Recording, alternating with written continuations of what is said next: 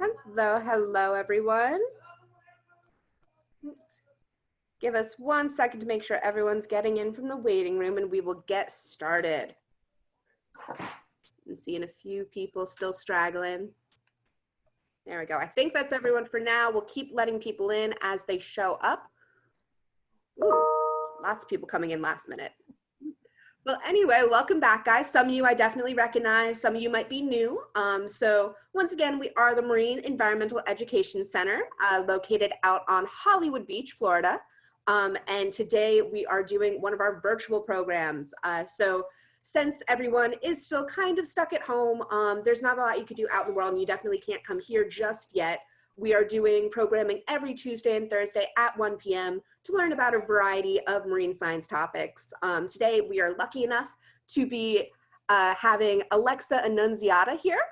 She is a marine conservation biologist with a specialty in invert zoology.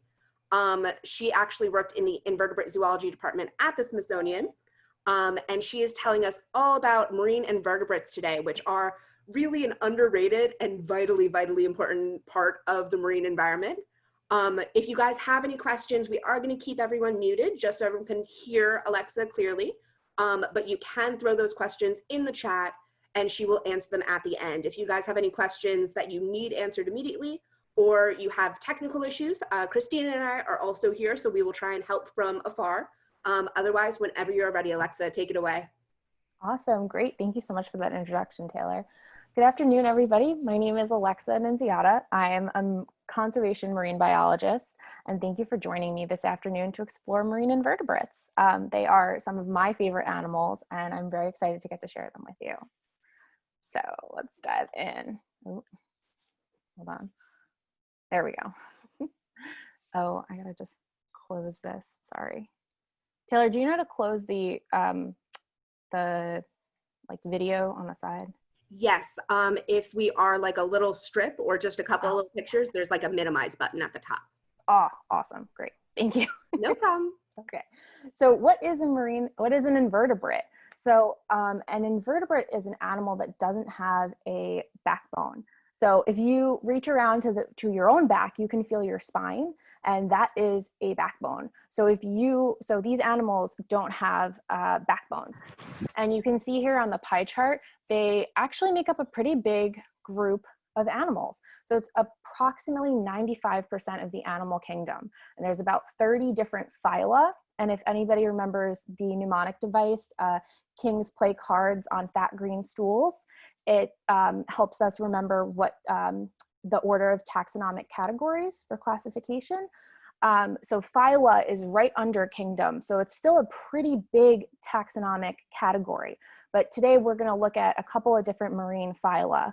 Phylum is the singular, phyla is the plural, so you'll hear me switch back and forth throughout.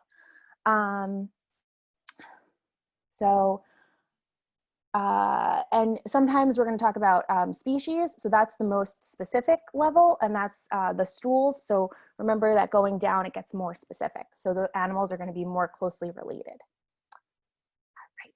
So also marine inverts are invertebrates that live in marine waters or salt waters. So any invert from rocky shallow areas or intertidal like beach areas all the way to like deep ocean and like this zone, those are all marine inverts. Okay, so we're going to do a quick activity, and you can either jot it down or just kind of make a mental note. So just take a second to look at these animals and think about which of these animals might have a backbone and which don't. And I'm going to give everybody a few seconds, and and then I will reveal the answer.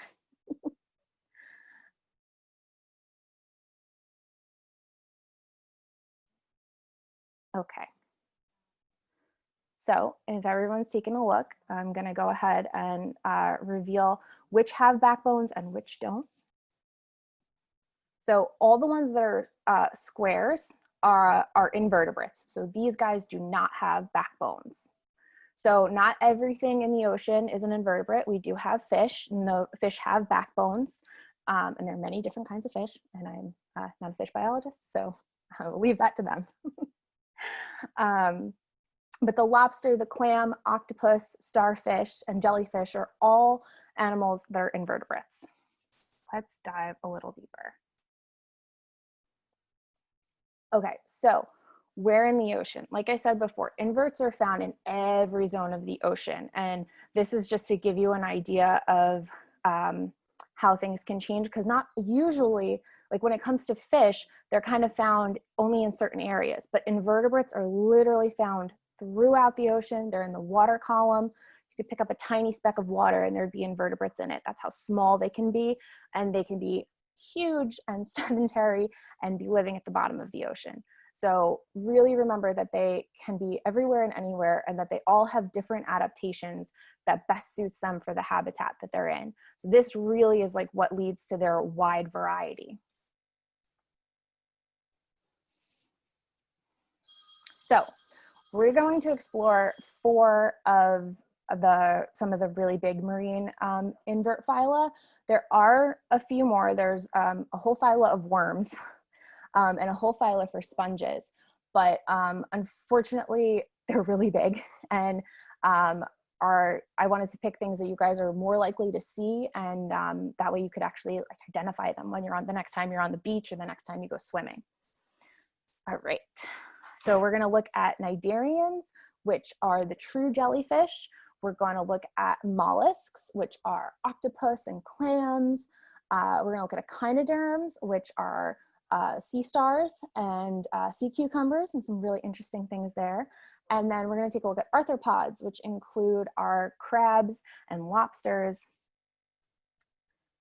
And jump right in. So cnidarians are, like I said, the true jellyfish. And more commonly now, they're going to be referred to as sea jellies. Jellyfish is kind of being phased out because they're not technically fish. Same thing with sea star. So try to just, remember that, because it's definitely a misnomer. So cnidarian is actually, like the root is Greek for stinging thread, which helps us remember what they are.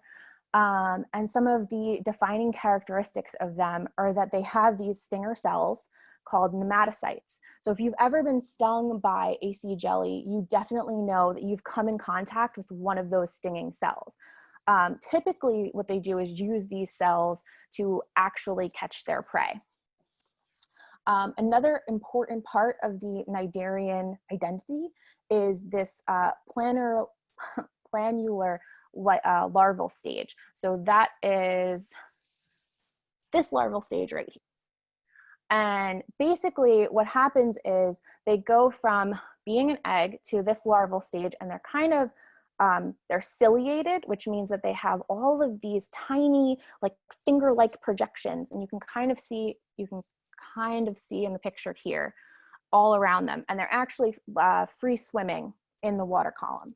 And what'll happen is they will go from this stage to this polyp stage and actually settle down, sometimes on a rock, sometimes in the seafloor.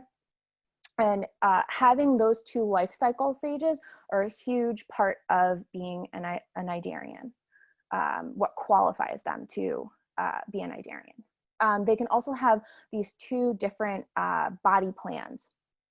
So the first body plan is probably the one that we're most familiar with. It's called the medusa, and this would be the adult jellyfish stage. So there's tons of jellyfish that follow this body plan.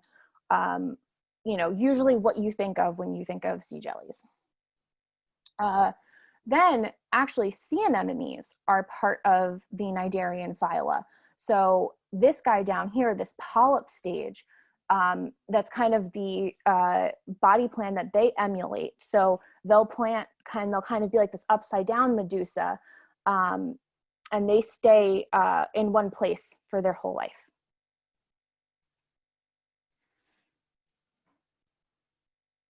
So we're going to take a quick look at moon jellies. So moon jellies are round with a bit of a bell shape, probably a very wide bell shape, and they have relatively short tentacles. And they are common throughout both sides of the North Atlantic, so on our side and across the pond. And they are found from temperate zones to tropical zones. Moon jellies are pretty cool because the stinging cells, they actually use them to hunt small pelagic inverts. So sometimes that means that they're hunting like little larval stages of different animals. And then they use their stinging cells, and occasionally they'll actually prey on fish, but then they'll use their stinging cells to capture them and then help bring them up to their mouth. They are not super strong swimmers, so they often get found on beaches or blown up after storms. And so what they kind of do is they kind of just drift with the currents. So a lot of times where there's large upwellings in the ocean, you'll find a lot of moon jellies. Like a lot of other jellies, they are a favorite of larger predators like ocean sunfish or leatherback sea turtles. They're not very nutritious though, so they do have to consume a lot of these in order to meet their energetic requirements. And definitely, I'm sure you guys know that plastic bags mimic jellyfish in the water, and that's a huge reason why we have to keep them out, because sea turtles will eat them.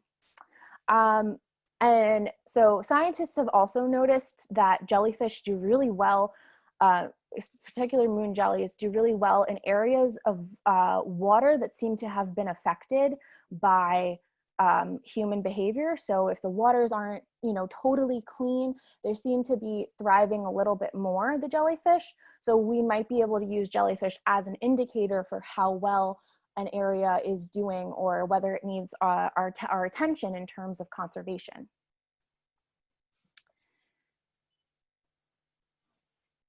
So box jellies, these guys are really interesting. They are carnivores. They can actually get up to 10 feet long and about 10 inches across, which is pretty big for a jellyfish. They are pretty infamous. They have developed a frightfully powerful venom that instantly stuns or kills their prey. Usually it's fish and shrimp, and the fish or the shrimp will actually struggle to escape, but it won't even damage their tentacles because their venom is so strong. It's among the most deadly in the world. It actually contains toxins that can stop the heart and the nervous system. It can hurt humans, but luckily they're mainly found off the coastal waters of northern Australia and throughout the Indo-Pacific, so it's not something we have to worry about. They are pale blue and transparent in color, and they get their name from their cube shape. They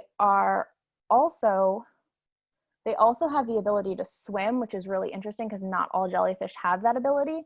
And some of them have been known to get up to 4 knots, which is pretty quick for a jellyfish. They also have these eye clusters, which are invertebrate eyes are very different from our eyes, but it's very interesting because they have a pretty sophisticated eye for a jellyfish. And scientists have been able to kind of break it down a little bit more and understand the parts of their eye, but have yet to determine how their eye is actually processing vision. Great. So the other body plan that I talked about before is the sea anemones. Like I said, they'll find a hard spot to settle on, and they'll kind of like glue themselves down after their larval stage. They can be found alone, or they can be found in clusters, and sometimes these clusters are called colonies. They will actually use their tentacles to capture invertebrates and deliver them right into their mouth. And you can kind of see on the top picture, this red and blue one, this kind of green circle in the middle, that's actually their mouth, and they'll kind of capture and bring it in. So of course, I'm sure you guys know Finding Nemo. And that's a perfect example of mutualism, which is when both organisms benefit or get a benefit from being together. So in the case of clownfish and sea anemones, there's actually, so probably the most common is Hayden's carpet anemone, which is one of the 10 species of anemones that live in mutualism with clownfish. And of all the thousands of species of anemones, it's just 10 that live in mutualism with the clownfish, which is really interesting. And they actually have developed a special, the clownfish have developed a special mucus that allows them to not get stung by the anemones. Let's see. So you often find them attached to the seafloor or part of a reef, and a lot of times they can move their tentacles, but for the most part, you'll see their tentacles sort of just swaying along. And they do retract really quickly. So if an anemone gets startled, they have the ability to kind of pull their whole body in and hide. All right, so we are moving on to our next phyla. So the next one we're going to talk about is mollusks. Mollusks is actually Latin for soft, and they have soft bodies. Even though they make their own hard shells, the inside of them are soft.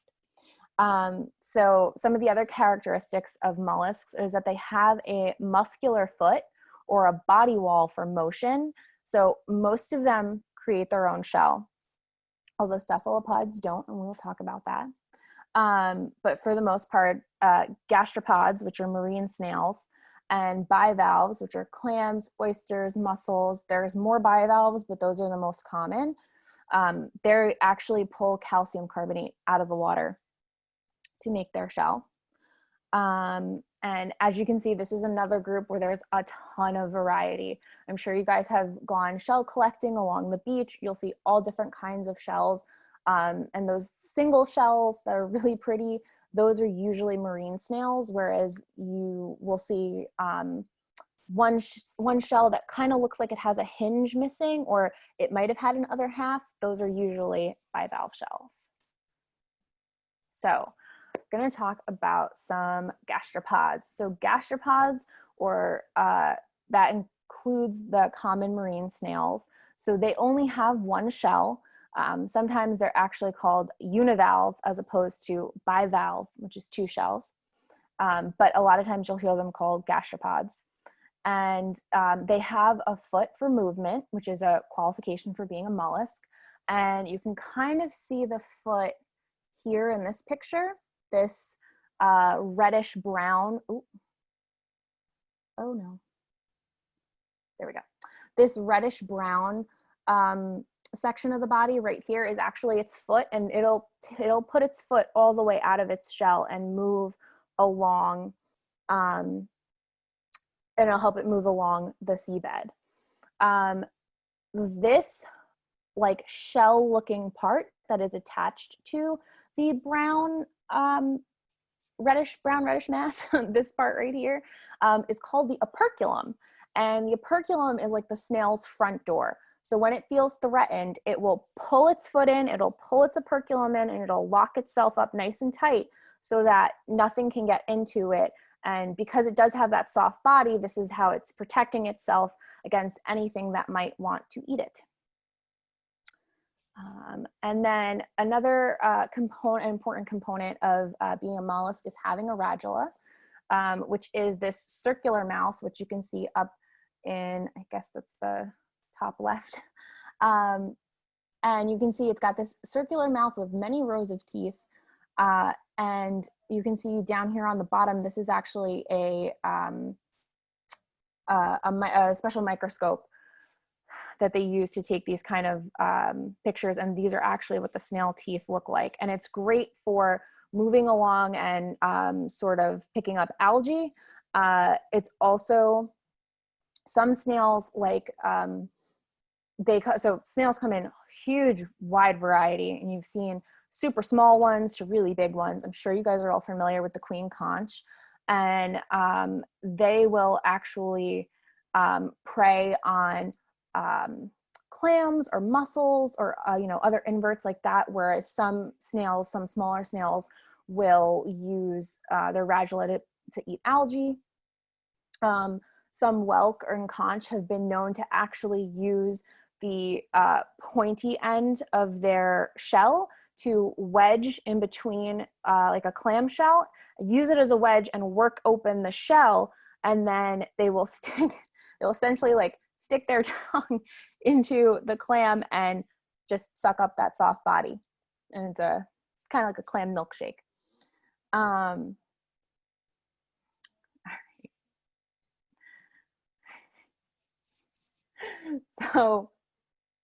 So some of the most commonly known bivalves, and a lot that we eat, are oysters, clams, and mussels. There are more, there's different varieties, but I just wanted to focus on these since, you know, these are the ones that we're usually the most familiar with. These are also my favorite because I do oyster reef work and I love oysters. They're awesome.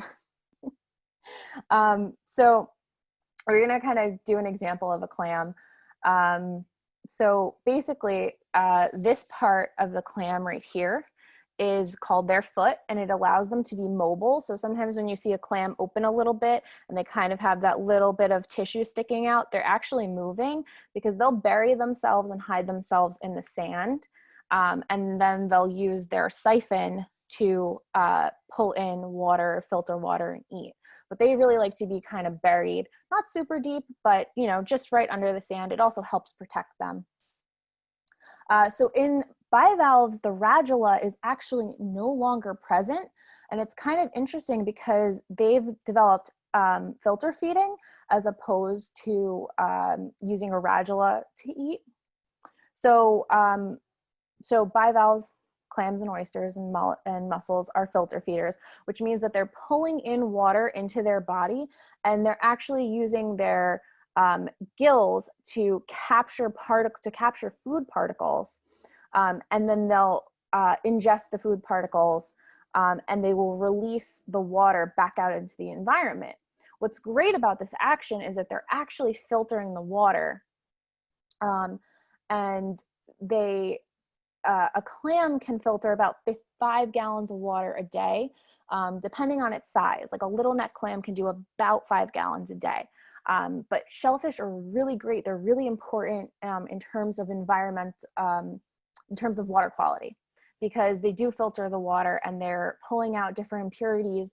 They love to eat algae, so especially in areas where there's been a lot of algal blooms, they're great animals to have for that reason. And that's why their conservation is so important, because they're keeping our water clean for us. All right, so let's take a look at cephalopods. So cephalopod actually means head and foot. So if you look at a picture of an octopus or a squid, you'll actually see it's got a pretty big head, and then it kind of just, it's like a not really much of a body, and then it goes right into its feet. So that pretty much like sums up the body plan of these animals. So they, and for the most part, they have pretty prominent heads. So they usually have a set of arms or tentacles. Squids have 10 tentacles, while octopus, we know, have 8. And some of them have suckers. Some of them have suckers all the way up. Some of them just have them on the ends of their tentacles. Sometimes it depends on the species. Cephalopods have the ability to squirt ink when they feel threatened, which they actually store in an ink sac in their body, and they actually make this. So it's not something that they use as an everyday defense. It's really when they feel threatened and they need to get away. So it's also harmful to whatever gets caught in the ink cloud. Not only does it work to help them escape, the ink clouds actually have a certain toxin in it, which messes up another animal's ability to smell and taste. So, and an octopus actually that gets caught in its own ink cloud could even die, which is very interesting. I didn't know that until I was doing this presentation.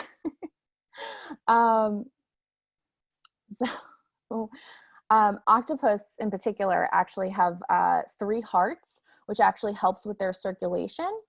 And a lot of times you'll see them crawling along the bottom or crawling along rocks because it's actually very exhausting for them to swim. So they only really swim when they have to. Then some other cephalopods are squid. I'm sure people are familiar.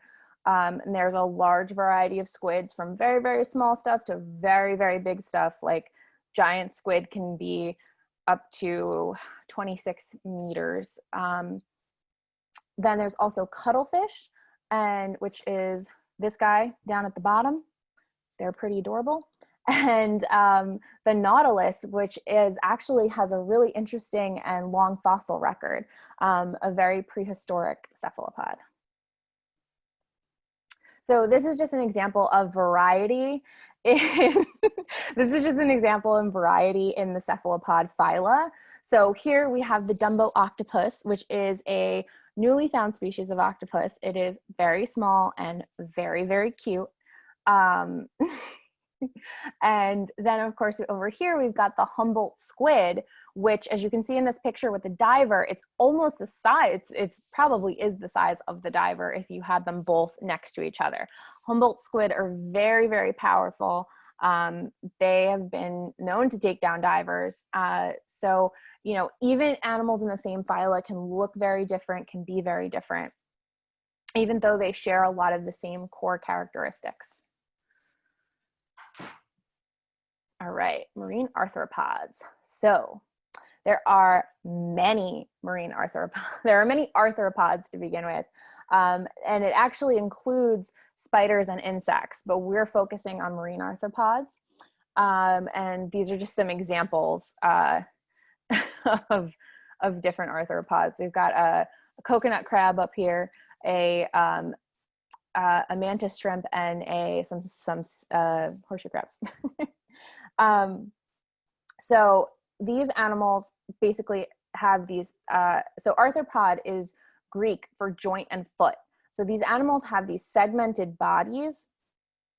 And when we're looking at their torsos or their legs, you can kind of clearly see each part of their body and each part of their exoskeleton. So they have these exoskeletons that they do shed when they grow and get bigger.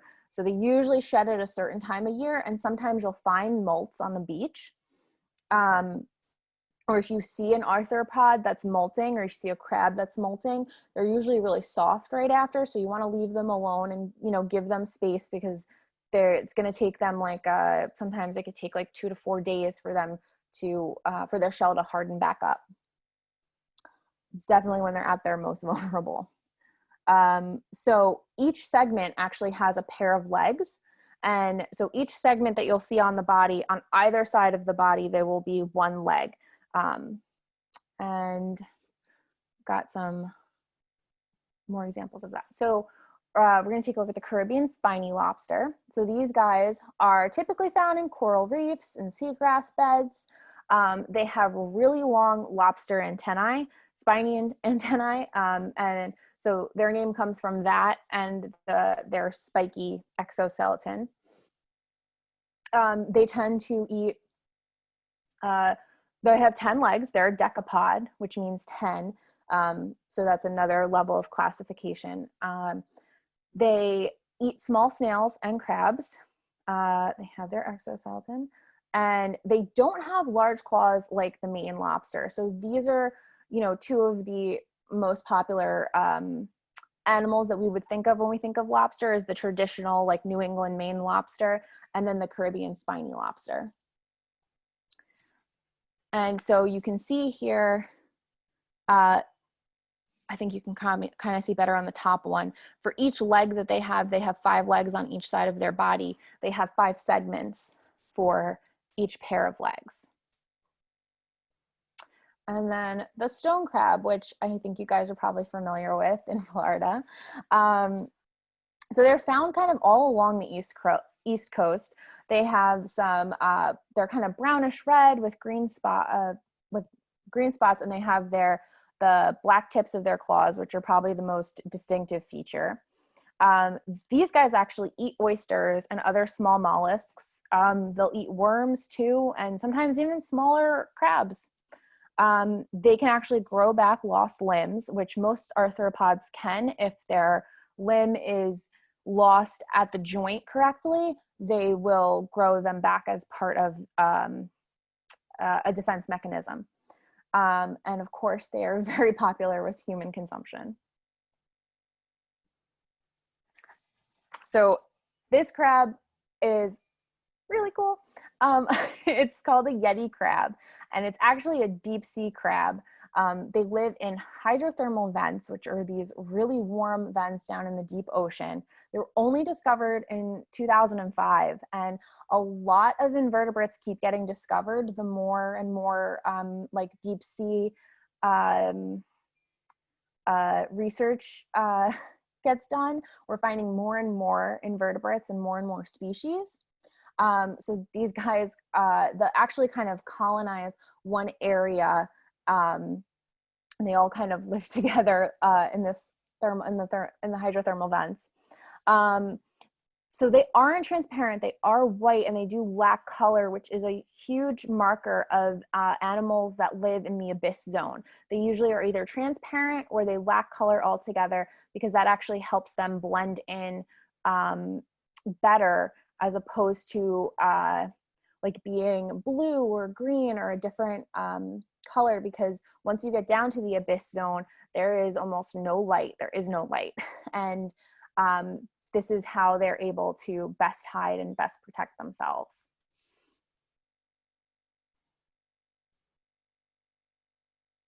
So our next arthropod is the horseshoe crab. It's actually not a true crab. It is more closely related to spiders. And if you can see over here on this guy on the top, he's upside down. These are actually his lungs right here. They're called book lungs, and book lungs are actually very similar to spider lungs. So they live in shallow coastal waters. They're often called, living fossils, because they have been around since prehistoric times. They have a really hard exoskeleton, and their tail on the back is actually not for defensive purposes. It's actually, and you can kind of see it in this guy up here, it's called a telson. And if they end up on their back, like this guy, they will actually stick their tail into the ground and use it as a lever to flip themselves back over.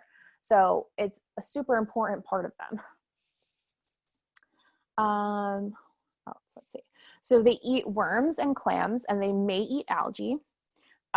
They have lost a lot of habitat due to coastal development, and they have often been over-harvested for bait, for eel pots, actually. And more conservation regulation is coming down on that, because we've noticed the over-harvesting has become very evident. They've also been harvested for scientific research by the pharmaceutical industry, because their blood is similar to ours, but they have copper, and their blood is actually like a blue-green color, and it's been used for a lot of pharmaceutical research. So they're definitely a conservation concern.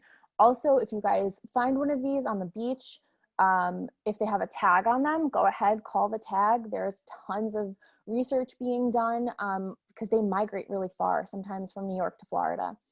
So it's great to know where they've been. Also, if you find one stranded outside of the low tide zone, go ahead and put him back in the water. Maybe wade in a little bit so he's got some advantage. All right, so the next group we're going to take a look at is the echinoderms. So echinoderms is actually Greek for hedgehog skin, and these guys, so the most notable feature of them is that for the most part, they all have 5 points of body symmetry. So you can see the sea stars, the brittle stars, the sea urchin, the sand dollar, all of that is very, very obvious. It's a little less obvious in the sea cucumbers and the crinoids, but that is usually the most notable feature about them. They are covered in hard, spiny skin, and it's not so much hard to like touch. Sea stars are kind of rough when you feel them. They have like a sandpaper quality, whereas like sea cucumbers are a bit more leathery. So they are usually found in our tidal zones, but can be found all the way in the deep ocean. They have endoskeletons, so they don't molt, their skeletons are on the inside. And they have a really rich fossil history. The crinoids are more of a prehistoric echinoderm, and there's really beautiful fossils because they look like flowers, and they're really very beautiful. Would encourage to look up after. All right, so we're gonna look at the cushion sea star. So these guys are pretty common to your area. I was gonna do the Forbes sea star, which is up by me, but I figured I want to keep some stuff local. So the cushion sea star has thick, short arms and a pretty heavy body. The young are found in seagrass communities, which is another reason why seagrass communities are so important. For the most part, seagrasses are used as a nursery for a lot of invertebrates. So when we lose submerged vegetation, we lose nurseries and we lose the ability to regenerate populations. So a lot of the adults are found on sandy bottoms. This is a protected species, so it cannot be harvested. And these guys tend to eat bivalves, and what they'll do is they'll actually wrap their arms around like a clamshell, kind of their whole body, and they have thousands of little suckers, and they'll kind of attach and then pry it open.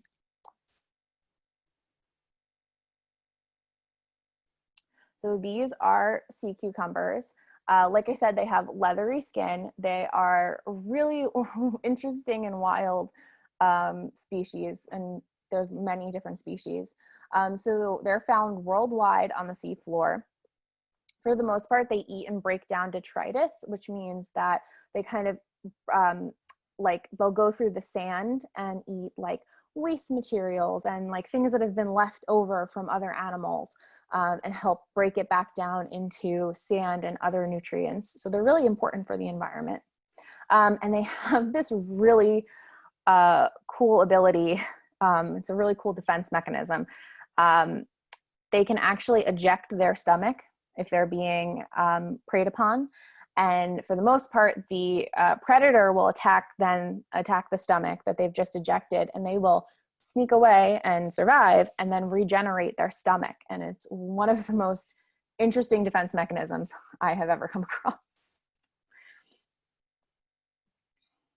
Right. And these guys are sand dollars. So they are also an echinoderm, maybe not necessarily the most obvious, but you can see they do have that 5 points of body symmetry. And they're actually a type of sea urchin. Sea urchins are in the echinoderm family, and phyla, sorry.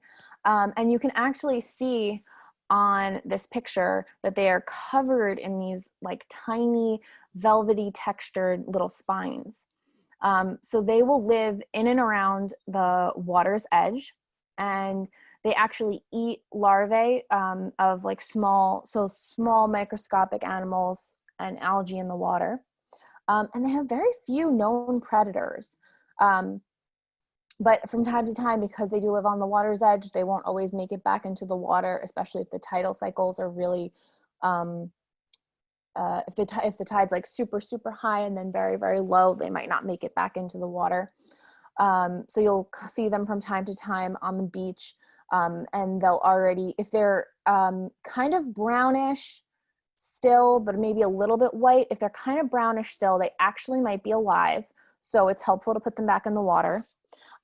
If not, they will be all white and all bleached out, and those are already dead, sadly. But they are really interesting little guys.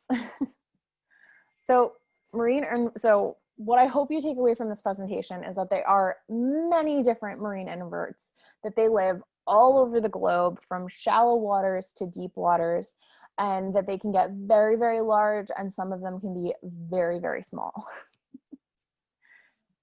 That's it. Questions? Yeah, I think we have a couple questions in the chat that you should be able to bring up and scroll through. Okay.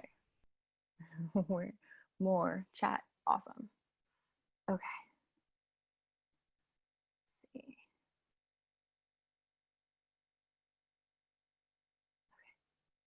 What are gastropod operculums made of? Is it hard like their shell? So the so it's not as hard as the shell. It's still made from calcium carbonate, what the shell is made of, but it doesn't get as hard because it's not that much buildup. It's still kind of soft. It almost feels like a callus, if that makes sense. It's a weird way to put it, but that's kind of what it feels like. And it's definitely on the thinner side. It's not as thick as their shell, but it's the same material. Is there a bivalve that's more efficient at filtering water than others? Do they use these to target areas with poor water quality? Well, yes, Taylor, they do. So oysters are actually more efficient at filtering water. Oysters, an adult oyster, can filter up to 50 gallons of water a day. And there's actually a lot of projects, there's a lot of conservation projects, both in Florida and in New York, that focus on artificial oyster reefs. So essentially, the goal is to reestablish, so oysters can be thought of as ecosystem engineers because they will grow in an area and they will not only be filtering the water, but they will be creating habitats for other animals. And up until probably the maybe 1940s, 1950s, there were tons of oysters along the East Coast. There were so many oysters in the Hudson River back in the day that Henry Hudson couldn't even get his boat up the Hudson River. So they were pumping and cleaning the water. The water was so clean then. So it's a huge conservation effort now that a lot of people are working on. And yes, they definitely use them in areas with poor water quality to help improve the water quality. Hi, Rachel. I didn't know they can talk. Yes. What is the oldest fossil record for the Annunziata? I don't know for sure the oldest fossil record of the Nautilus. I think they are similar to horseshoe crabs. They go pretty far back. I think their body plans shift a little bit, or they might be a little smaller, not because the modern Nautilusks are pretty sizable. Are stone crabs? Yes, I think they are similar. Stone crabs definitely look similar to mud crabs found in New York. I think they're probably closely related on maybe like a family level, but definitely not a genus or a species level, because the stone crabs are much larger than the mud crabs that we have up here. But mud crabs literally look like mini stone crabs.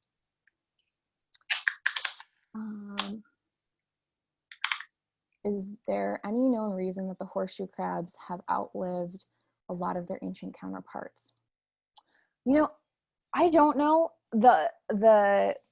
I can assume that they have very successful reproductive strategies, and that they are also, I feel like they're a very slow going animal, and they're really able to protect themselves because their shells are so hard. They can just bury themselves in the sand and like weather anything.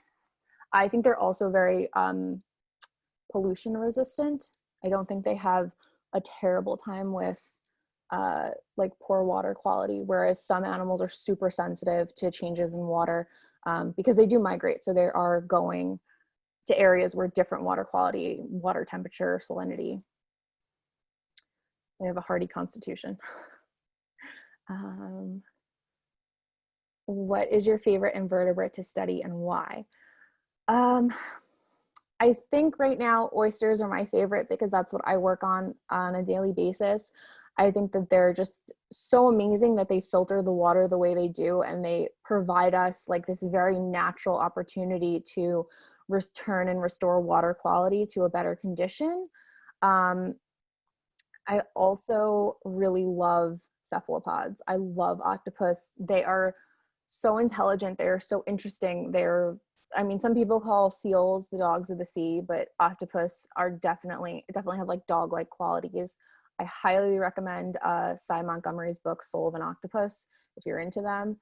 It is amazing. I learned so much. They are great. They're really cool animals.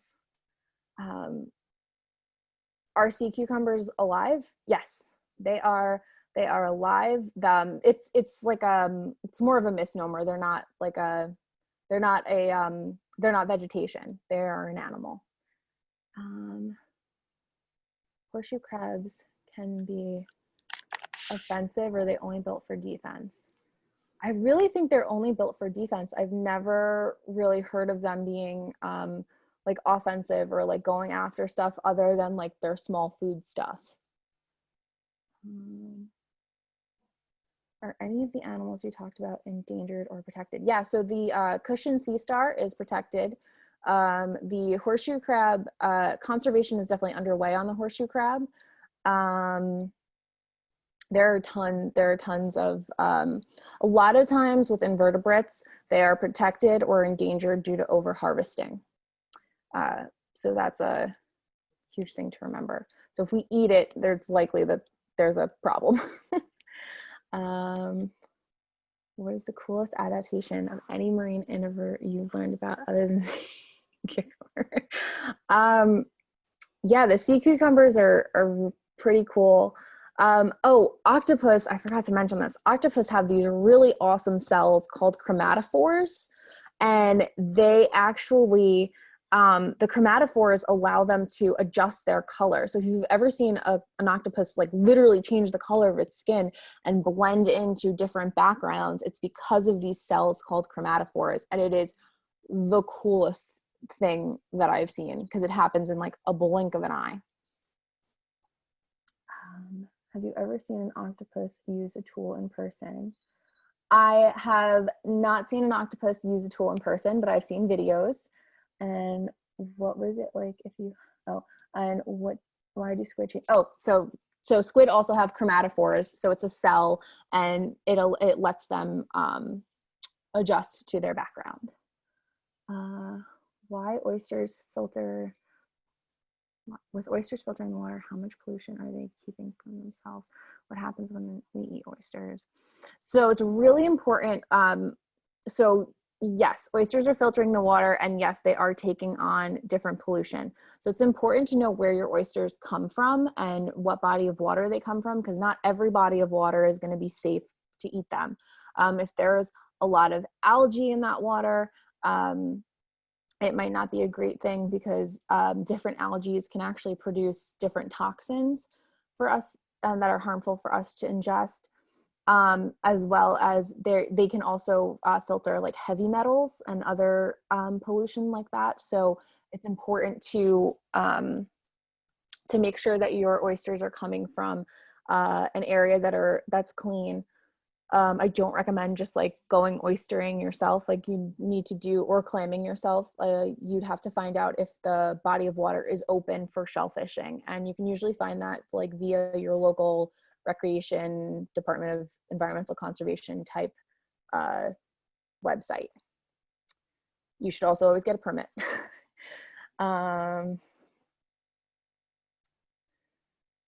What is it? Oh, it's called The Soul of an Octopus, and it's by Cy Montgomery. Oh, thank you. Oh, I haven't read that one, but I would definitely check it out. What is the strongest type of sea star? I don't know if there is like a strongest sea star, but I would say like sea stars would be stronger than sea brittles because the sea brittles have much like thinner legs.